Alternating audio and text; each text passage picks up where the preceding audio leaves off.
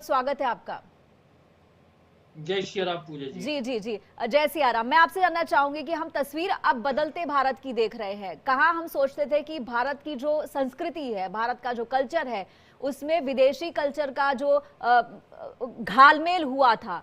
हम चिंता कर रहे थे कि ये जाने हमारी जो आने वाली पीढ़ी है कहाँ जाएगी। लेकिन ये तस्वीरें जो आज हम देख रहे हैं बाबा की नगरी से, ये तस्वीरें कह रही हैं कि सनातन का ही आगे काल है। आने वाली पीढ़ी जो है सनातन के सानिध्य में बिल्कुल सुरक्षित है।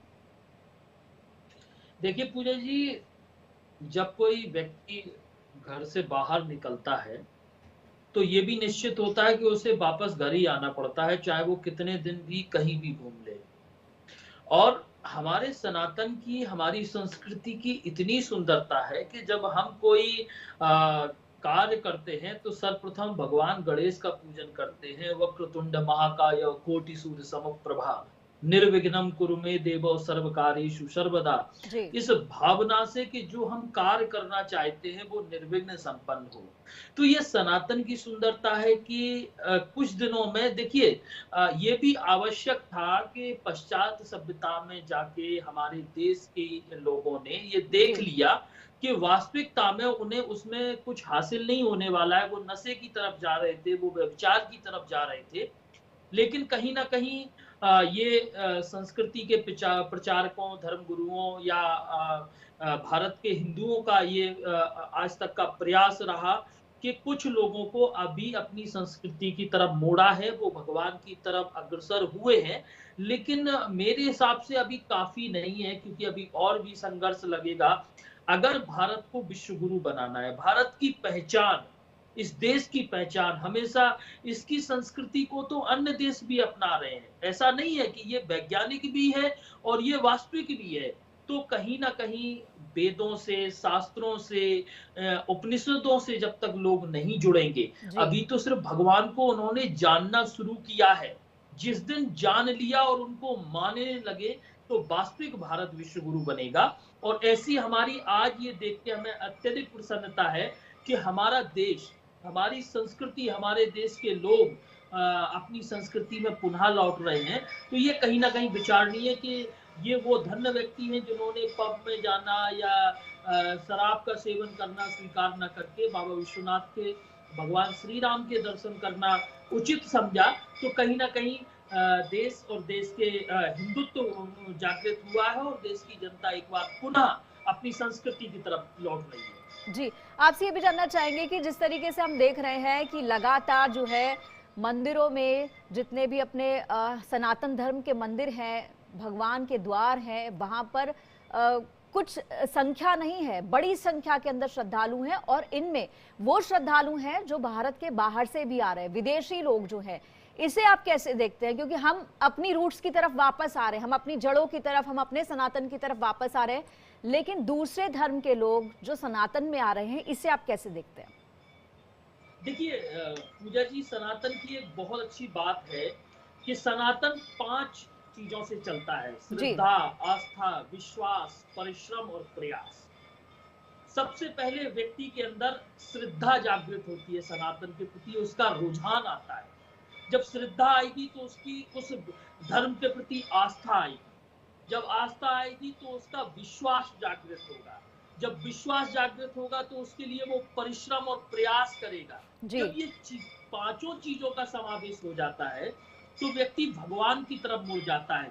और भगवान की तरफ मुड़ने से उसे प्राप्त क्या होता है? भगवान राम के लिए कहा गया है कि आपदाम अपहर्तारम दातारम सर्व संपदा लोकाभिरामम श्री रामम भूयो भूयो नमाम्यहम। अपनी आपदाओं को लेकर जब व्यक्ति जाता है तो आपदा तो भगवान के दर्शन मात्र से खत्म ही हो जाती है, जी लेकिन उसके साथ साथ वो समस्त संपदाओं से परिपूर्ण हो जाता है और उसका जीवन सुखी हो जाता है, वो सदाचारी हो जाता है जी और कहीं ना कहीं वो मानवता को समझने लगता है।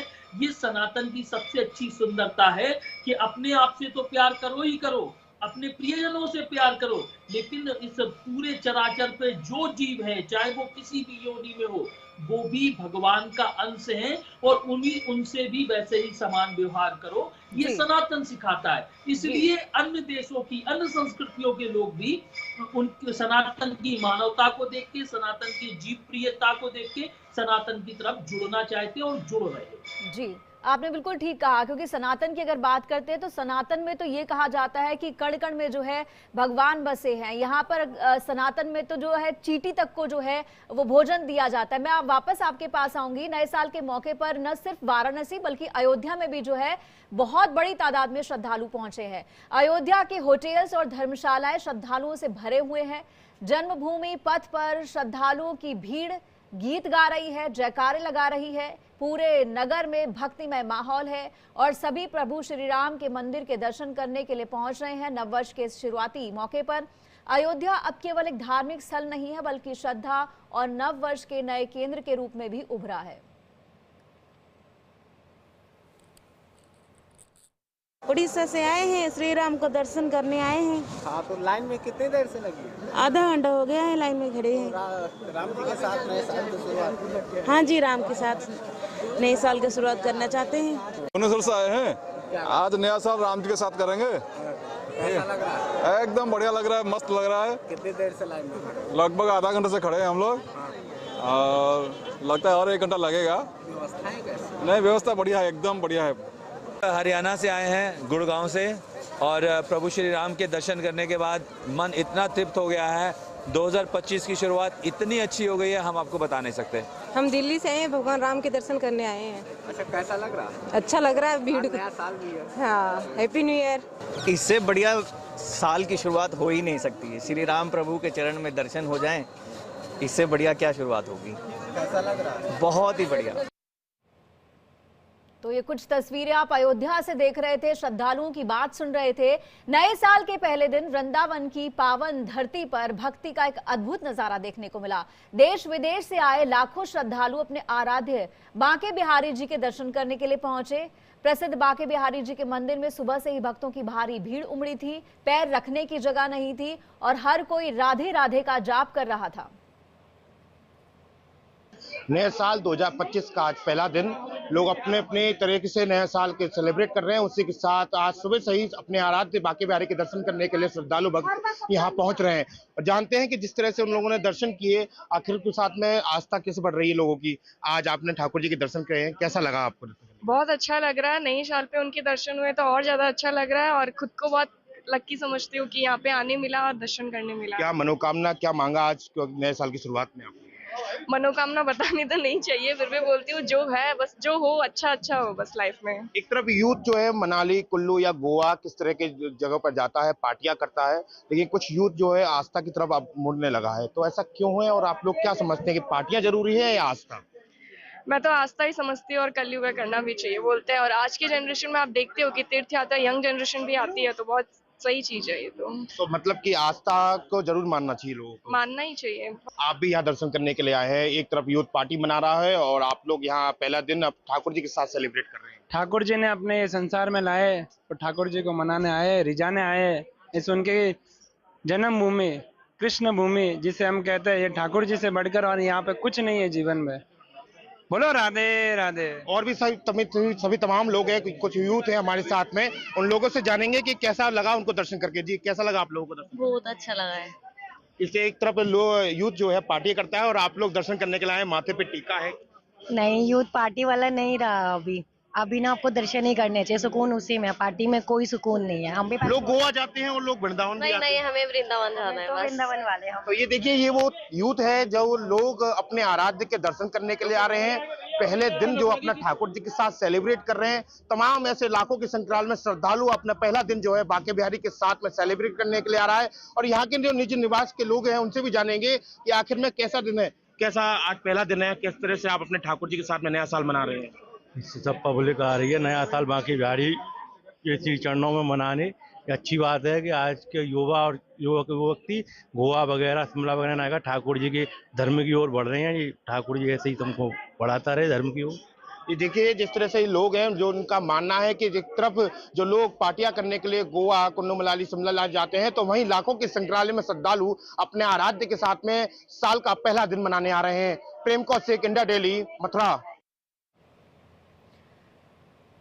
महंत जी, आप इसे कैसे देखते हैं? मैं पहले अयोध्या की बात कर लेती हूँ कि अयोध्या में एक लंबी लड़ाई लड़ी गई भगवान श्री राम के जन्मभूमि के लिए, उनके इस मंदिर के लिए, उनके इस अधिकार के लिए।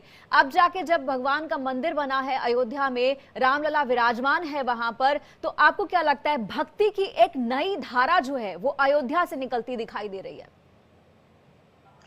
देखिए पूजा जी, मैं सर्वप्रथम आपको एक कथा से जोड़ना चाहूंगा। आज जो छायाचित्र आपके चैनल के माध्यम से मिल रहे हैं, सुनने को मिल रहा है, जो युवाओं का भाव मिल रहा है, तो कहीं ना कहीं आज हृदय बहुत प्रसन्न है कि ये वही भारत है जहां भगवान के होने पर अस्तित्व उठाए जाते थे।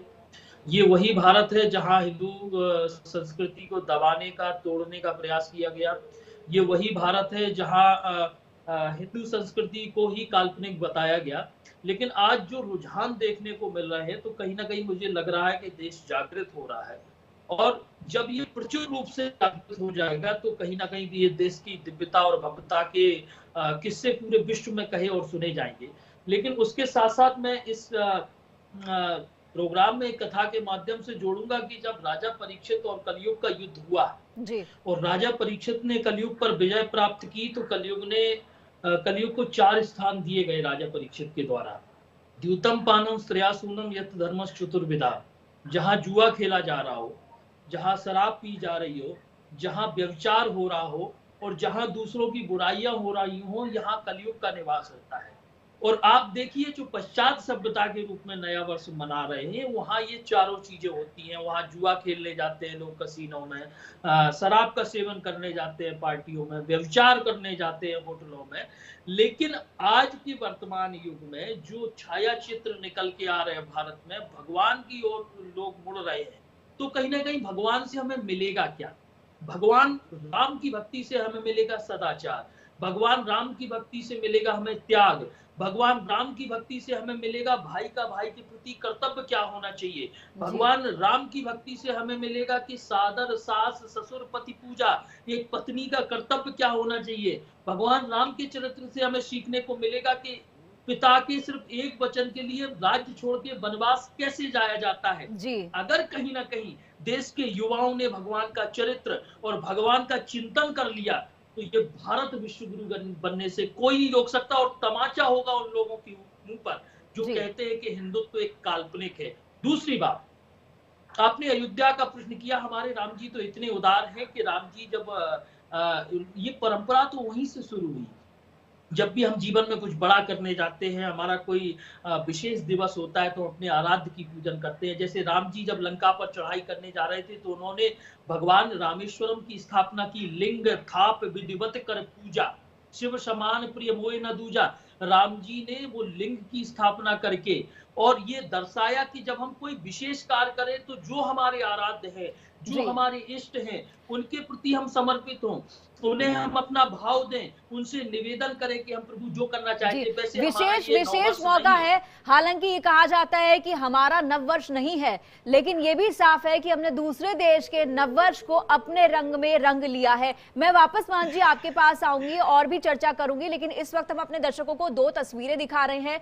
ये दोनों तस्वीरें देखकर आप जो है समझ सकते हैं कि किस तरीके से अब जो है भारत का कल्चर वापस बदला है, वापस लोग अपने रूट्स की तरफ आए हैं। कैसे गोवा का रंग फीका नजर आ रहा है।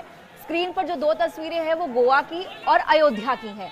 एक में गोवा है जहां पर वो फीका नजर आ रहा है, जहां नए साल के मौके पर कभी पैर रखने को जगह नहीं मिलती थी, अब वो जो है पूरा खाली सा दिखाई दे रहा है। दूसरी तरफ आप अयोध्या की तस्वीर देखिए, जहां लाखों भक्तों की भीड़ उमड़ी हुई है। भक्त नए साल पर प्रभु श्री राम की झलक पाने के लिए बेताब नजर आए हैं। तो दोनों तस्वीरों से आप अंदाजा लगा सकते हैं कि समय कितना बदल गया है। मान जी आपके पास आना चाहूंगी। हम भगवान राम की बात कर रहे थे, अब बांके बिहारी जी की भी बात कर लेते हैं। बांके बिहारी जी का तो अपना एक अलग ही ऑरा है, उनका एक अद्भुत छवि है उनकी। जब मैंने भी दर्शन किए तो ऐसा लगता है कि बिल्कुल साक्षात वो सामने खड़े हुए हैं, रोमांचित हो उठता है पूरा शरीर। और जब अगर आप पब की बात करते हैं, एक तरफ जब यूथ जाता है क्लब में डांस करने के लिए तो वो नशा कुछ भी नहीं है। जब आप राधे राधे की धुन पर आप झूमते हैं तो उसका एक रोमांच, उसका एक अलग ही जो है नशा होता है। क्या कहेंगे महंत जी? पूजा जी, राम कृष्ण तो एक हैं, अंतर नहीं निमेष, और इनके नयन गंभीर है।